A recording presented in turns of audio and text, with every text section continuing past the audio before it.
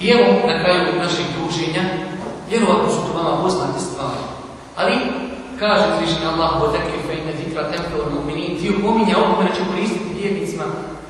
Zamislite kada bi mi živjeli sa Kur'anom, kako bi lijepo i sretno živjeli. Naši ljudi tamo u Kur'anu da djeca moraju poštovati roditelji.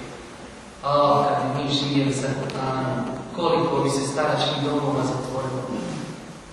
Bi bila njima šteta, ali bi mi živjeli sretno. U naš čovjek stari, a boji se starosti. Zašto se boji starosti? Boji se, hoće li ga ono njegovo dijete sutra kada se oženi izbaciti na ulicu. Ili će ga tamo negdje u starački dom odvesti. A kaže uzvišeni Allah, أَلَّا تَعْبُدُ إِلَّا إِيَّاهُ وَبِالْوَالِدَيْنِ إِحْسَانًا. Allah ti naređuje da samo njega obožaješ i da dobročinstvo svojim roditeljima činiš. Kako bi bilo lijepo živjeti po Kur'anu? Kada bi ljudi znali da im je najveći autoritet Božji poslanik. Nažalost, muslimani lutaju od istoka, pa gore, pa dole, pa zapadu, traže neke autoritete, tražu neke uzore u pjevačima, igračima, manekenkama, sviračima.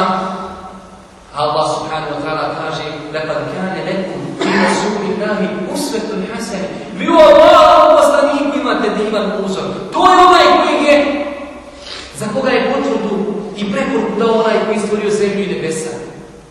Ovi gore, pjevači, igrači, montirači, kad bi se izvagali dunjalučkim ovim vladama, ne zaslučuju da se slijedi. A to su drogeraši, to su prevaranti, to su alkoholičari.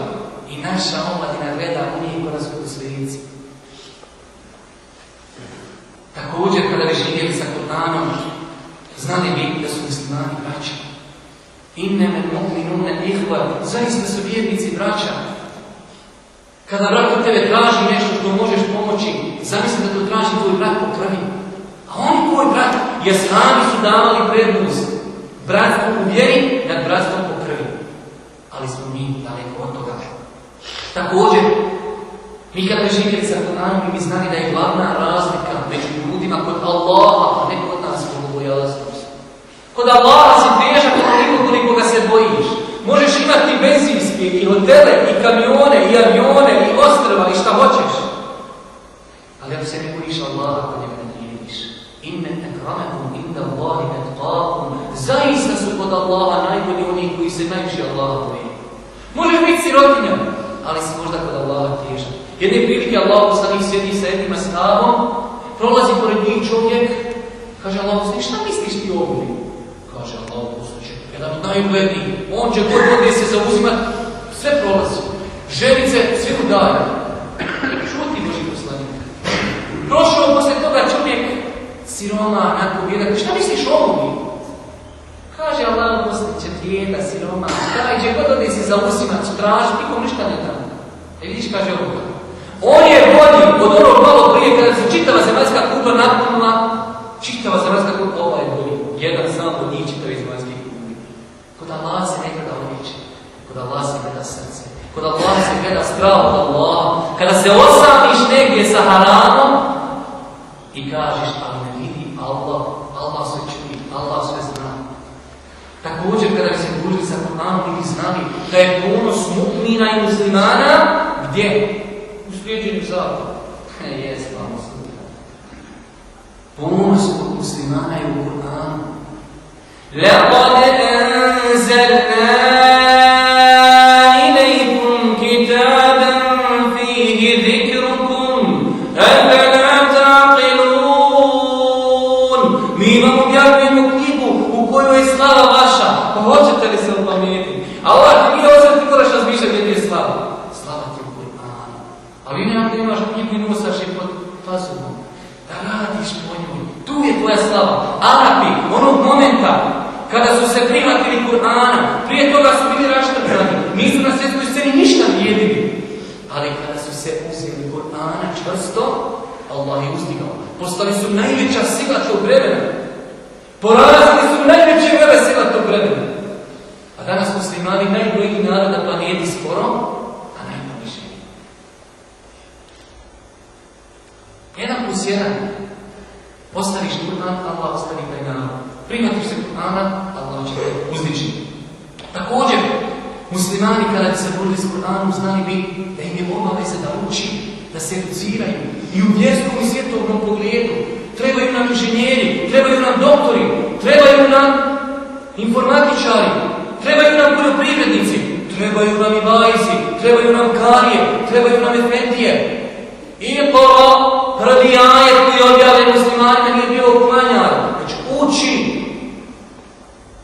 I čak bili žive potomi. Što li Šaban uspio? Uči, čita. Nema vremena za sjelo. Japanac kad sjedi na autobusnoj stanici sjedi i čita, nema vremena za razgledanje. A pogledajte nas, svjetsku, evropsku, ne znam ja više koje je prvenstvo, u fudbalu, košarci, odbojci, sjediš po cijeli dan, budiš utakmice. Ne znaš o Kur'anu, ne znaš o svjetovnim stvarima. Bilo koji virus da ti uđe u kompjuter, zovi tamo neko, vodi malo, instalira i poludio u kompjuter i ja sa njim zajedno i tako. Ne znamo ništa. U Japanu kad završiš srednju školu i nisi došao sa nekim velikim vrstvom, kažu se opisima tamo jedan dobar rast, na njemu se više takvi oštopred koji biti. Srednja škola, šta naše srednje škole znaju? Znači čuje srednju školu, bitno je da ima tu neku menčušicu, da ima mobitel s kamericom, da ima kutiju cigara u džepu i eto da on plovi u nebesima. Božji poslanik Hazrame sa 18 godina u Sadu Kruzega postavio na čelo vojske. 18 godina, u njegovoj vojsci mu Bekri Omer. Što je gledaj naši sa 18 godina? Čovjek mati mu rekao, jedin iz drva, zakotrlja se zajedno s drvima i uspješno. Dvije ovce natutali u daniše skupi, kamo žive kad bi dali. Allah mi to je stvarnost. Ja volim nekad ovako malo da smijat publiku, ali ako nije kako stopno nekde ruku reci, gdje ti pitjeruš? Pogledajte ambicije ti naši djeci, ti naši omladini. Da li ima niko u 18. godina da kaže šta ja mogu raditi za ovaj grad gdje živim? Idem biti dobar advokat, idem biti dobar projektant, idem biti dobar ekonomista, pa da ja koristim ovom gradu u kojem živim, da koristim muslimanu, da im napravim džamiju, da im napravim bolnicu, da nam napravim obdanište, da nam napravim... Imamo pravi šta nam treba, šta god učimo. Da li ima takvi mladinac da razmišljaju za dobrobit kolektiva? On je razmišljan siroman za sebe, on je na teret društva. On je sad već alkoholičar, on sad već kočiro puši. Šta ću, on ti sutra već bolan ima problem sa ovisnošću od drogi. On je već problem društva. Kako li da mi od njega očekujemo da nam donese neki prosperitet? Jer ovako ili nije? Ja sam rekao na početku, volim otvorenost, volim objektivnost. Jest ta istina gorka, ali hajmo i sad onda da to uči bolje nego za 50 godina. Hajmo reći, ljudi, jesu ovo je crno. Hajmo probati kreći da bude bijelo, tako.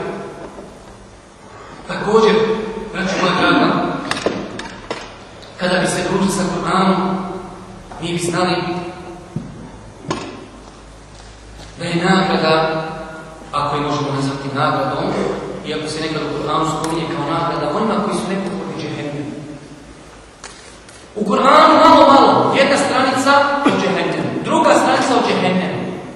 To treba mu'minu da malo čita, pa kad tamo tjedne pisat nešto što je šerijatom zabranjeno vjerom, kad sutra tjedne ode kog ukrast, napade u džehennem, pa mu napade da je 70 puta žešće od dunjalučki vatre, kao što je došlo od dostuma nisu.